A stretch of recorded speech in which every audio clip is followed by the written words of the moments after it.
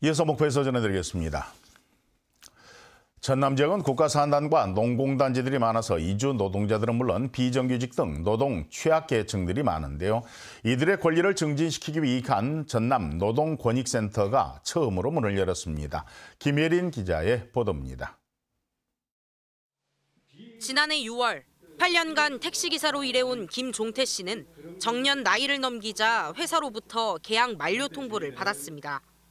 보통 이럴 경우 촉탁직으로 계약을 갱신하지만 회사는 주관적인 평가 점수가 미달됐다는 이유로 갱신을 거절했습니다. 이후 7개월 동안 권리구제를 위한 싸움을 벌였지만 도움의 손길은 멀기만 했습니다. 근로자 그것도 개개인별로 이런 기관들하고 다툰다는 게 물론 육체적으로 움직이는 것은 고사하고라도 심적인 고통이 엄청나게 뒤따릅니다. 김 씨와 같은 노동자들의 권리 증진을 위해 전남 노동권익센터가 문을 열었습니다. 기존의 비정규직 노동센터와 청소년 노동인권센터가 통합된 것으로 도내 노동자들을 위한 임금체불과 부당해고 등 상담을 무료로 지원합니다.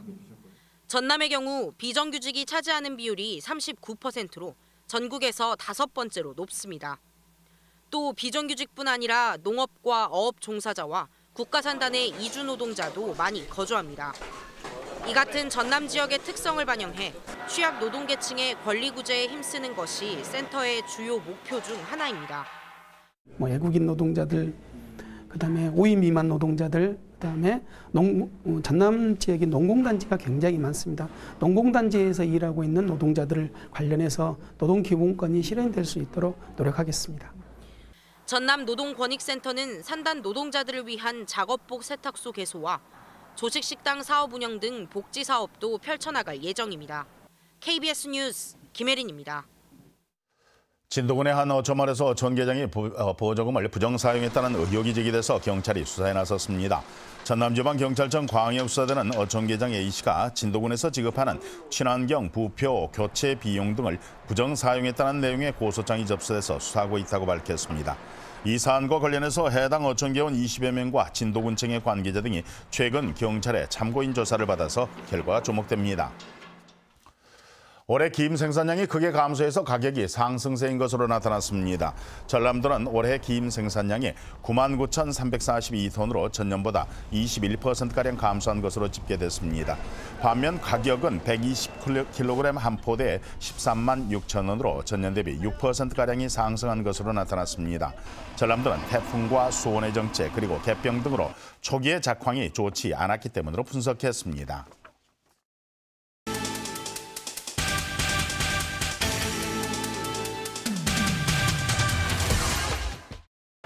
진도군이 구제역 청정지역 유지와 축산물 안전성 강화를 위해 올해 7억 원을 투입합니다.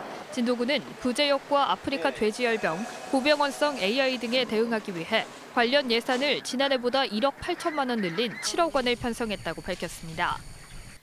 완도해양경찰서가 전용부두에서 겨울철 해난 사고에 대비한 겨울바다 맨몸 수용 혹한기 훈련을 실시했습니다.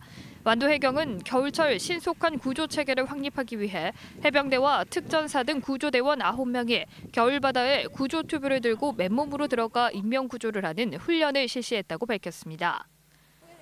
해남군의 축산업 허가제 적용 범위가 확대됨에 따라 농가에 주의가 요구됩니다. 해남군은 올해부터 사육시설 면적이 50제곱미터를 초과하는 소, 돼지, 닭, 오리 축산 농가는 축산업 허가를, 50제곱미터 이하 농가는 축산업 등록을 해야 한다고 밝혔습니다. 전라남도가 일회용컵 사용업소인 도내 2,500개 카페와 패스트푸드점 등에 대해 친환경 모범업소 착한 카페 인증 제도를 도입합니다. 착한 카페 인증 제도는 카페와 패스트푸드점 등에서 무분별하게 사용되는 일회용 컵이 혼합 쓰레기로 배출되는 것을 효과적으로 막기 위한 제도로 현재 도내 57개 업소가 지정됐습니다. 지금까지 단신 브리핑이었습니다.